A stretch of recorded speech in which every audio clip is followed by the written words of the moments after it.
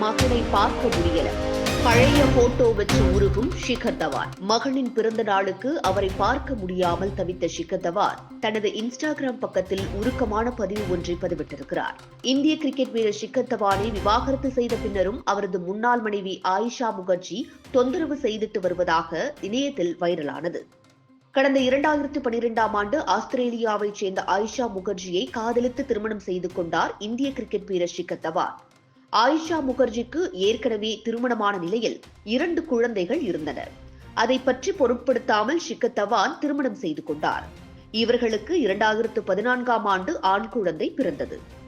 அதன்பின் இருவரும் 7 ஆண்டுகளுக்கும் மேலாக ஒன்றாக வாழ்ந்து வந்த நிலையில் திடீரென இவர்கள் இருவருக்கும் கருத்து வேறுபாடு ஏற்பட்டது. இதனால் ஷிகர் தவான் ஆயிஷா முகர்ஜி தம்பதியினர் விவாகரத்து செய்தனர்.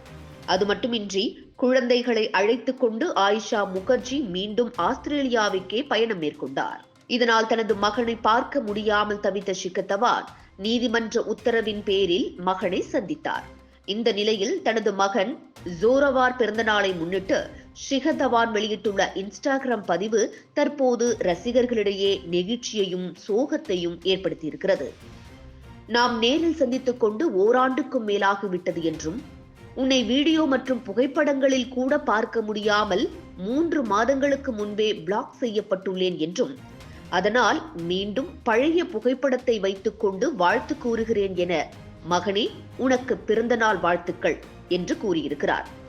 என்னால் உன்னை நேரில் சந்திக்க முடியவில்லை என்றால் டெலிபதி மூலமாக தொடர்பு கொள்ள முடியும். நீ நன்றாக வளர்ந்து வருகிறார் என்பதை அறிந்து பெருமையாக உள்ளது. எப்போதும் போல் நேர்மறை எண்ணங்களுடன் உதட்டில் சிரிப்புடன் உன்னை சந்திக்க காத்திருக்கிறேன். குறும்புத்தனம் செய்யலாம், ஆனால் எப்போதும் யாருக்கும் எந்த பாதிப்பையும் உருவாக்கிடக்கூடாது.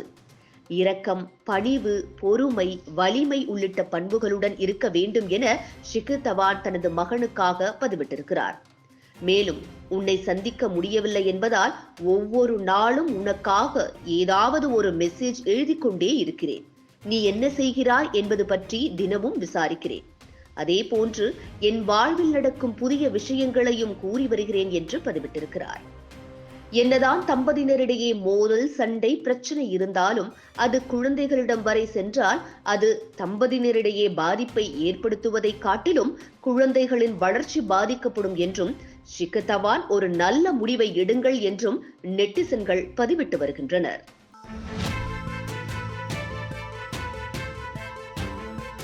1 மாத காலம் 2 மாத காலம் இதனால் வரக்கூடிய பிரச்சனை.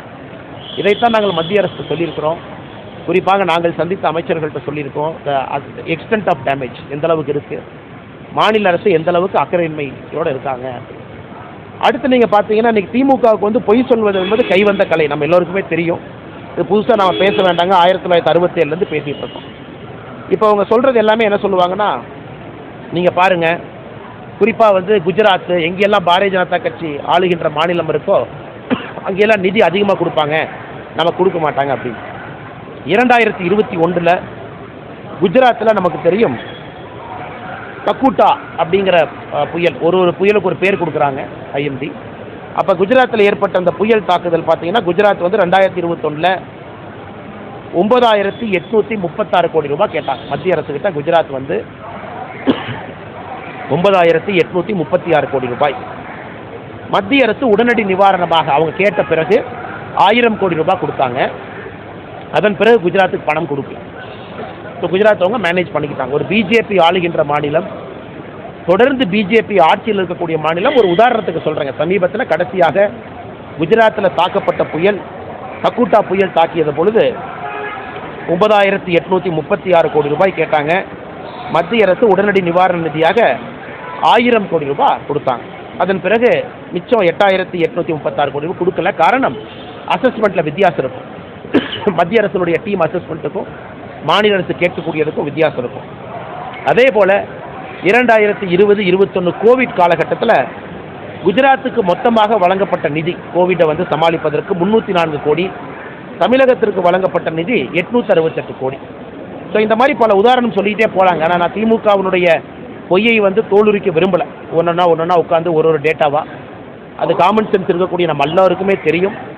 மத்திய அரசை பொறுத்தவரை, பேரிடரை பொறுத்த வரைக்கும், என்டிஆர்எஃப் பொறுத்த வரைக்கும் அது assessment based, estimation based fund release. அவங்க கணக்கு போட்டு எந்த அளவுக்கு சேதம் அடைஞ்சிருக்கோ அதை பொறுத்து பணத்தை கொடுப்பாங்க. அதனால் தமிழகத்தில், தென் தமிழகத்திற்கு இன்னுமே அவங்க மாநில அரசுலேருந்து எஸ்டிமேட் அவங்க போடாமல் இருக்காங்க. சென்னையை பொறுத்தவரை அவங்க கேட்டிருக்காங்க. அதனால் நிச்சயமாக மிக விரைவில் மத்திய அரசு நிதி கொடுப்பார்கள் என்று நம்புகின்றோம். அது வேகமாக வரும் என்றும் நம்புகின்றோம். அதற்கு முன்பாக நம்முடைய நிதியமைச்சர் அவர்களே நேரடியாக வந்து தூத்துக்குடியில் வந்து பார்க்க ஆரம்பிச்சிருக்கிறாங்க. செவ்வாய்க்கிழமை அவங்க வர்றாங்க. ரியல் டைம் ஃபீட்பேக் எடுத்துகிட்டு இருக்காங்க. அடுத்ததெல்லாம் பார்த்தீங்கன்னா திமுகவினுடைய அடுத்த பொய், வானிலை மையத்தின் மீது பொய்.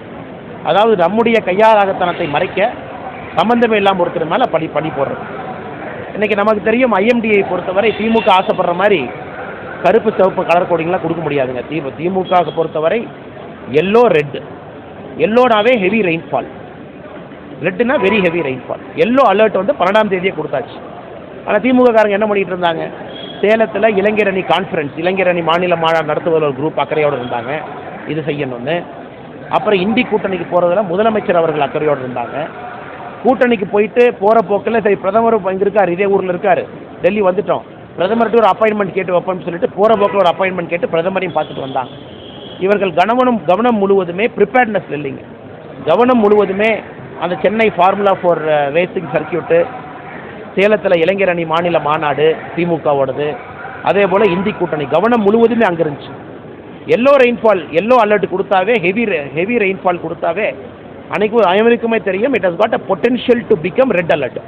அது ரெட்டாக மாறுவதற்கான எல்லா சாத்தியக்கூறுகளும் இருக்குன்னு தெரிஞ்சும் ஹெவி ரெயின்ஃபாலுக்கான எல்லா ப்ரிகாஷனரி மெஷரும் எடுக்கல. இது அட்வான்ஸாக கொடுக்கப்பட்ட வார்த்தை. அதன் பிறகு ரெட் அலர்ட்டாக அது கொடுத்தாங்க. இப்போ திமுக சொல்வது போல் இல்லை, எங்களுக்கு ஒரு மாதத்துக்கு முன்னாடியே சொல்லணும், ஒரு வாரத்துக்கு முன்னாடியே சொல்லணும், நீங்கள் சொன்னால் தான் நாங்கள் வந்து இளைஞர் அணி மாநில மாநாட்டை ஒத்தி வச்சுட்டு டெல்லி போகிறதெல்லாம் ஒத்தி வச்சுட்டு நாங்கள்லாம் இங்கேருந்து அங்கே கிளம்பி போக முடியும். இந்தளவுக்கு அபத்தமான ஒரு ஆர்கியூமெண்ட்டை யாருமே இந்திய அரசியலில் பார்த்ததில்லை. எந்த அளவுக்கு தமிழகத்தில் திமுகவை பொறுத்தவரை பொய்யிலே வளர்ந்த ஒரு கட்சி என்பதற்கு இது மறுபடியும் உதாரணமாக இருக்குது. மழை வந்த பிறகு கூட திருநெல்வேலியினுடைய மேயர் சேலத்தில் இருந்தார். திருநெல்வேலியினுடைய மேயர் யார் அங்கே இருக்க வேண்டியவர், சேலத்தில்